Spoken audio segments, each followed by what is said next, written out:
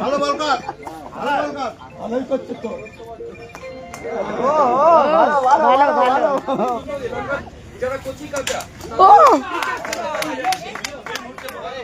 জনসংযোগ না, এটা আমি খেলি এখনো পাড়ায়।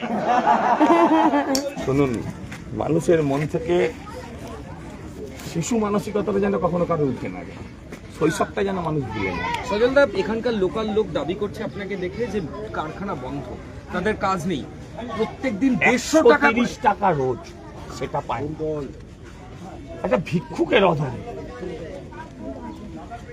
130 টাকা রোজ মিনিমাম ওয়েজেস, সেটাও পায় না। 130 টাকা পেলে কাজ করবে। একদিকে লক্ষ্মীর ভান্ডার দিচ্ছে, এদিকে মহিলারা কাঁদছে। এখানে দেখা গেল। আমি না এই শব্দ এটা শোনার পর আমি নিজে মানসিকভাবে আহত। আমি এটা নিয়ে রাজনীতি করতে চাই না, এটাই হচ্ছে সমস্যা। আমি যুবসাথী দিয়েছি, আমি লক্ষ্মী ভান্ডার দিয়েছি, 130 টাকার কাজটা কেড়ে নিয়েছি। আমি লক্ষ্মী ভান্ডার দিয়েছি, জিজ্ঞাসা করুন ওর স্বামী হয়তো অন্য রাজ্যে চলে গেছে লেবারের কাজ করতে, নারায়ণটাকে কেড়ে নিয়েছি।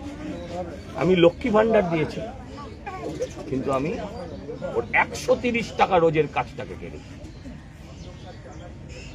কিছু বলার নেই।